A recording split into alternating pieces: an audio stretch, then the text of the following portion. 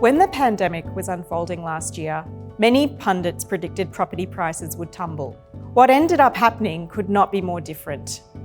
We've seen property prices rise rapidly across the country.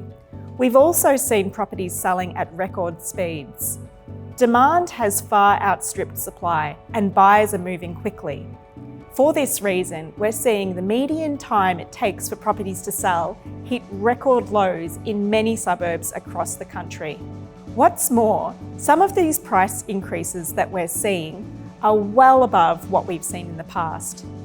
In some suburbs in the country, we're seeing prices rise in excess of $50,000 each month. One of the main trends we've seen over the last 12 months is the rise in demand for properties in scenic or beachside locations. Remote working is enabling many people to move further away from their offices and live in their dream destinations.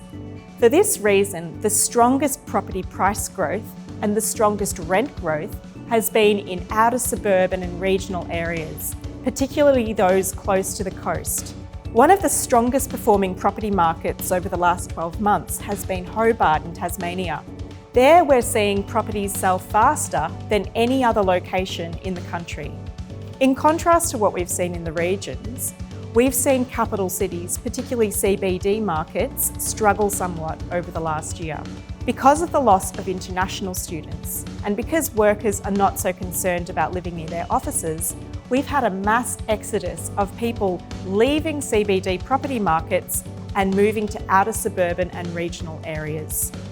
The winter season is typically slower for the property market, but this year things could be quite different. Because of the lockdowns over winter, we expect to see the spring season really strong this year. The expectation is that property prices have not yet finished rising and are forecast to continue increasing over through to the end of the year. 6 months in, and prices are well on their way to hitting double digits by the end of the year.